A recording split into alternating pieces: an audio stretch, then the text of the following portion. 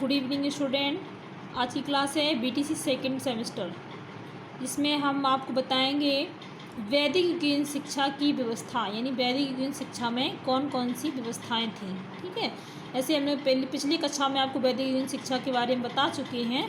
तो कल की क्लास में हमने आपको बताया था वैदिक युगीन शिक्षा के उद्देश्य। आज आपका टॉपिक है वैदिक युगीन शिक्षा की व्यवस्था, एजुकेशन सिस्टम वैदिक पीरियड। ठीक है, एजुकेशन सिस्टम वैदिक पीरियड। तो वैदिक युग में शिक्षा व्यवस्था दो स्तर पर की गई थी। पहला था आपका प्राथमिक शिक्षा और दूसरा था उच्च शिक्षा। ठीक है, तो वैदिक युग में प्राथमिक शिक्षा और उच्च शिक्षा को क्या क्या इसमें बताया गया था, इसके बारे में आप चर्चा करेंगे। वैदिक युग में प्राथमिक शिक्षा, प्राइमरी एजुकेशन इन वैदिक पीरियड। ठीक है, प्राइमरी एजुकेशन इन वैदिक पीरियड, वैदिक युग में क्या क्या शिक्षा प्रारंभ की गई थी। तो बात करते हैं सामान्य शिक्षा की। तो वैदिक युग में सामान्य शिक्षा कैसे प्रदान कराई जाती थी, मतलब वैदिक युग में सभी को समान शिक्षा प्राप्त करने का अधिकार प्राप्त था, जाति पाति का भेदभाव नहीं था।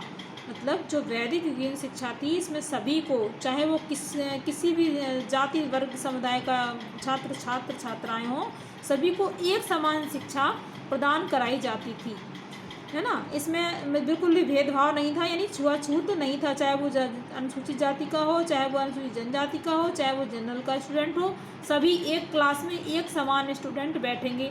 जबकि पहले शिक्षा में अनुसूचित जाति और अनुसूचित जनजाति को शिक्षा में बैठने का कोई अधिकार प्राप्त नहीं था, न ही महिलाओं को शिक्षित बनने का कोई अधिकार प्राप्त था। लेकिन वैदिक युगीन शिक्षा जब से प्रारंभ हुई, इसमें सभी को एक समान शिक्षा प्राप्त करने का अधिकार था। ठीक है, बिना किसी भेदभाव के। अब बात करते हैं प्रवेश। तो वैदिक युगीन शिक्षा में प्रवेश कैसे होता था।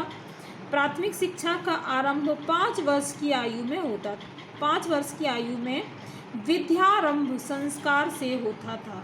मतलब जो वैदिक युगीन शिक्षा में प्रारंभ जो होता था, यानी जो आपका एडमिशन होता था, 5 वर्ष की आयु पूर्ण करने के बाद ही आरंभ होता था। इसमें क्या होता था, विद्यारंभ संस्कार। इसमें विद्यारंभ संस्कार होता था पहले। ठीक है, इसमें आपको आगे क्लासों में हम बताएंगे कि विद्यारंभ संस्कार क्या होता है। ठीक है, तो विद्यारंभ संस्कार होता था, से प्रारंभ होता था। यह सभी जाति के बालकों के लिए अनिवार्य होती थी।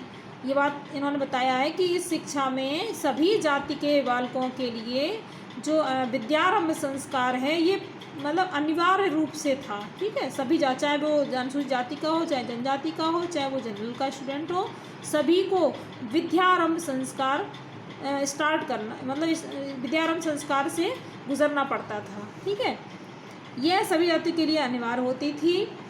इसका अर्थ था सभी जातियों के बालक प्राथमिक शिक्षा ग्रहण कर सकते हैं। मतलब इसका जो अर्थ था, सभी जाति के बालक बालिकाएं प्राथमिक शिक्षा को ग्रहण कर सकते हैं। प्राथमिक शिक्षा प्राप्त करने की अवधि कितने समय की थी, यह तो ठीक प्रकार से नहीं कहा जा सकता, परंतु एएस अल के तर्क ने इसकी अवधि 6 वर्ष निर्धारित की थी।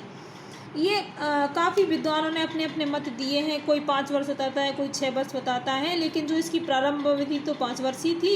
लेकिन कुछ लोग बताते हैं 6, कुछ 7 बताते हैं। लेकिन जो इसकी मतलब जो ठीक से समय पढ़ने की प्रवेश अवधि थी, जैसे आपका एडमिशन हो चुका था, उसके बाद आपकी सही अवधि थी वो 6 वर्ष इन्होंने निर्धारित की थी, डॉक्टर एएस अलकेकर ने। ठीक है, तो आप लोग कंफ्यूज ना हो। कभी कभी आपके क्वेश्चन में, शॉर्ट क्वेश्चन में पूछ दिया जाता है कि प्राथमिक शिक्षा, वैदिक युग में प्राथमिक शिक्षा की प्रारंभिक अवधि, समयावधि क्या है।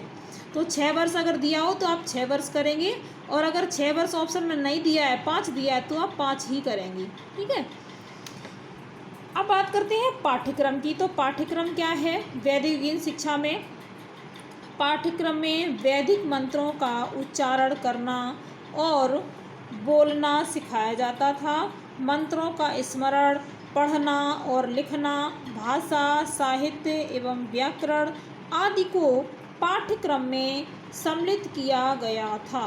मतलब भाषा, शैली और पाठ्यक्रम आदि को सम्मिलित किया जाता था। ठीक है। मंत्रों का स्मरण यानी चिंतन मनन, मंत्रों के द्वारा हम चिंतन मनन करते थे इस पाठ्यक्रम में, वैदिक युगीन शिक्षा में।